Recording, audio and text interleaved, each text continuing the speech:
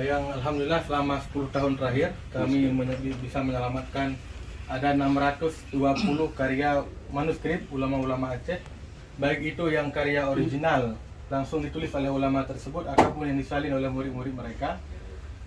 Yang paling menarik di sini adalah kitab hadis yang hari ini dianggap sebagai kitab hadis dalam bahasa Jawi tertua, karya Nuruddin Araniri juga, yang memuat 835 hadis.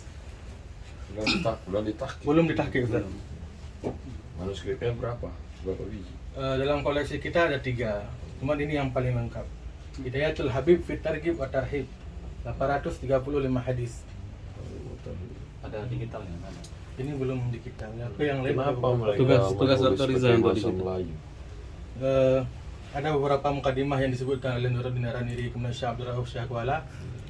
Dalam mukadimah beliau menyebutkan bahwa memang ingin memudahkan para penuntut ilmu dan para orang-orang penduduk Jawi sehingga mereka menerjemahkan, dan penerjemahan dari ulama-ulama ini menyebutkan istilah bilghatil Jawiyah Sumatraiyah.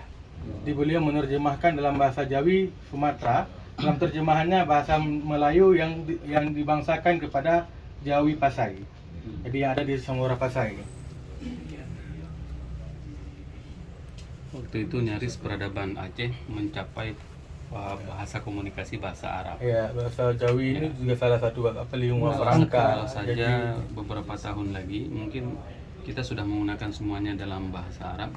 Namun inilah perkembangan bahasa yang ada di Aceh, dari bahasa asalnya sampai dengan bahasa Jawi sebenarnya. Hadis, buatkan satu video Sini main, sini main. rekam. Ya, dekatkan ini. Hadis man lam yada' qawla zuri wal amala bihi falaysa lillahi hajatun fi ayyada'a ta'amahu wa syarabahu. Barang siapa tidak meninggalkan kata yang dusta dan diamalkannya dengan dia, maka tiadalah pada Allah Ta'ala sesuatu kehendak jua pun bahwa meninggalkan makanannya dan minumannya itu. Bahasa Melayu yang sangat asli.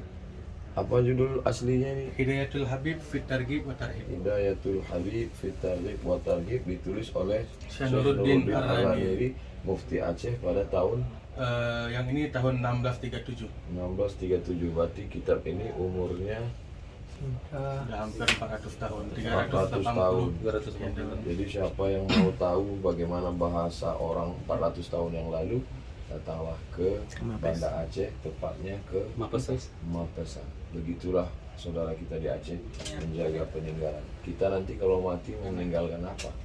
Assalamualaikum warahmatullahi wabarakatuh. Assalamualaikum. Insyaallah terakhir kita lihat yang di luar karya Syekh Abdul Rauf.